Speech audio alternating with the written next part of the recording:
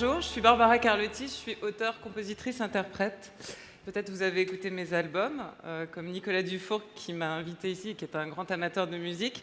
Peut-être vous m'avez entendu dans votre poste de radio aussi sur France Inter, où j'animais l'émission Cosmic Fantasy. Peut-être vous avez vu un de mes concerts, un de mes spectacles sur le dandysme, sur la Beat Generation, sur les rêves. Peut-être que vous avez vu ma comédie musicale, 14 ans, sur Canal+, l'hiver dernier. Et peut-être que vous avez entendu ma voix aussi sur Arte. Peut-être pas, en fait. Quand j'étais petite, dans les vestiaires de la piscine de Venaco, en Haute-Corse, je restais longtemps à faire résonner ma voix dans cette acoustique très particulière, très réverbérée, dans la cabine où je me changeais, si bien qu'on venait me chercher pour que je puisse prendre ma leçon de natation. Et ben aujourd'hui, j'aime toujours nager et faire résonner ma voix de toutes les manières possibles. Et j'ai d'ailleurs tourné un de mes clips avec Philippe Catherine dans une piscine. Et puis mon dernier album qui va sortir s'appelle Corse, île d'amour, comme quoi tout a un sens. Alors Nicolas Dufour qui m'a invité à venir vous parler en tant qu'entrepreneuse. Entrepreneuse, pour moi, c'est un drôle de mot et personnellement, c'est pas ce qui me définit. Je suis devenue artiste-productrice, en fait. Mais si je le suis devenue, c'est par nécessité, à un moment très précis de ma carrière, parce que je n'avais pas d'autre choix pour continuer à réaliser mes projets. Ce dont je peux témoigner aujourd'hui, c'est de la voie que j'ai suivie, c'est le chemin de ma voix, littéralement, que j'aimais faire résonner en chantant, en parlant, près du piano de ma mère, comme j'ai toujours aimé qu'on me raconte des histoires et qu'on me chante des chansons. Et donc cette passion pour la musique, mais aussi pour la radio, la nuit, les voix qui prenaient tout l'espace de ma chambre d'adolescente et qui parlaient de musique.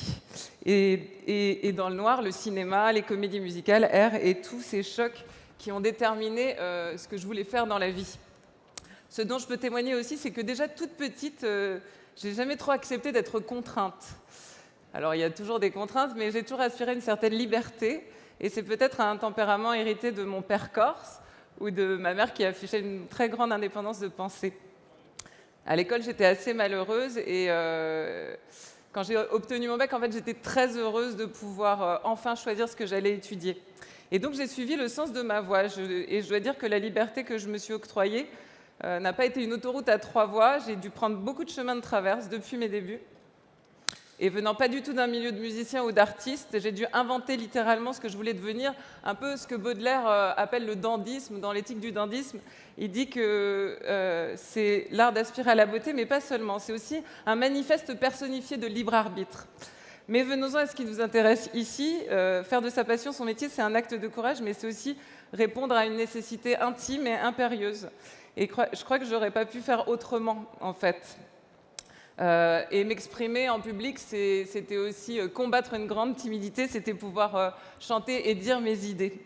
Voilà, alors je ne vous cache pas que j'ai beaucoup cherché, que je me suis inscrite à la fac pour faire plaisir à mes parents, j'ai pratiqué l'improvisation jazz, j'ai suivi un cursus de chant lyrique au conservatoire, et finalement, en écrivant mes premières chansons, un système de synchronie s'est mis en place, j'ai rencontré des musiciens, une maison de disques, un éditeur, un entourage professionnel qui m'a accompagnée sur mes premiers albums.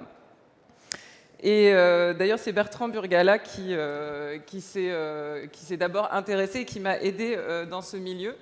Et à 25 ans, on est forcément optimiste quand on débute et on a l'avantage de la nouveauté. Donc tout s'est très bien passé à mes débuts. J'avais signé sur un label anglais mythique qui s'appelle 4AD. J'ai enchaîné un second album qui s'est un peu moins bien vendu parce que c'était le début de la dématérialisation, en fait, et que les ventes de disques commençaient à baisser littéralement. Et donc, le paysage se redessinait. Et il a fallu repenser, en fait, le rapport à la musique à ce moment-là. Je suis donc revenue en France pour démarcher une maison de disques française. Je me suis aperçue qu'en fait, à cette époque, tous les musiciens qui avaient signé à peu près en même temps que moi sur les labels avaient dû changer eux aussi de maison de disques au bout du 2e ou 3e album. Et moi, j'ai signé quand même. Et puis, j'ai fait un album qui s'appelle L'amour, l'argent, le vent, qui a très bien marché. J'ai eu 2 nominations aux Victoires de la musique. Et en fait, ça n'a pas empêché que mon label fasse faillite, qu'il dépose le bilan et que je ne touche pas une partie de mes royautés. Et donc, parallèlement, les plateformes de streaming faisaient des scores de plus en plus importants. La musique rapportait de moins en moins d'argent aux musiciens et de façon moins en moins équitable. avec les accords qui avaient été passés. Et donc, seule la scène pouvait permettre en fait, de continuer à toucher une rémunération à peu près viable pour continuer à faire mon métier et ma passion. En l'espace de 6 mois, j'ai perdu ma manageuse, ma maison de disques, mon éditeur. J'avais plus d'entourage professionnel. Et j'ai été dépossédée de mon œuvre puisque en fait, les chansons que j'avais signées sur ces labels ne m'appartenaient pas.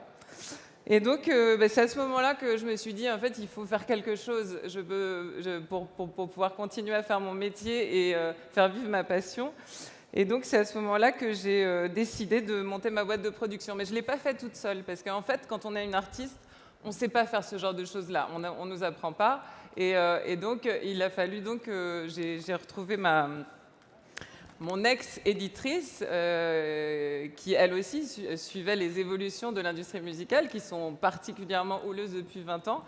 Et elle m'a aidée en fait à monter ma boîte de production, sur laquelle, au moment où finalement les maisons de disques s'intéressent plus à la musique urbaine qu'à la chanson ou à la pop, je pouvais aussi moi développer en fait mes projets et les faire vivre, parce que ça fait quand même 20 ans que je fais de la musique et que ça existe encore, quoi. Et ce que je voudrais dire pour terminer, c'est donc quand j'ai monté ce label et sur lequel j'ai du coup fait sortir mon 5e album et la bande originale de mon film, j'ai mis un point d'honneur en fait à ce que ce disque à avoir une éthique en fait de collectivité à l'intérieur de comment je payais les gens, comment moi je payais les musiciens en tant que productrice en fait. Et j'avoue que j'en apprends à peu près tous les jours sur la manière dont on aborde les budgets, dont on joue avec cette économie fragile, dans ce monde très fragile et d'autant plus fragile aujourd'hui, avec ce qui s'est passé depuis 6 mois.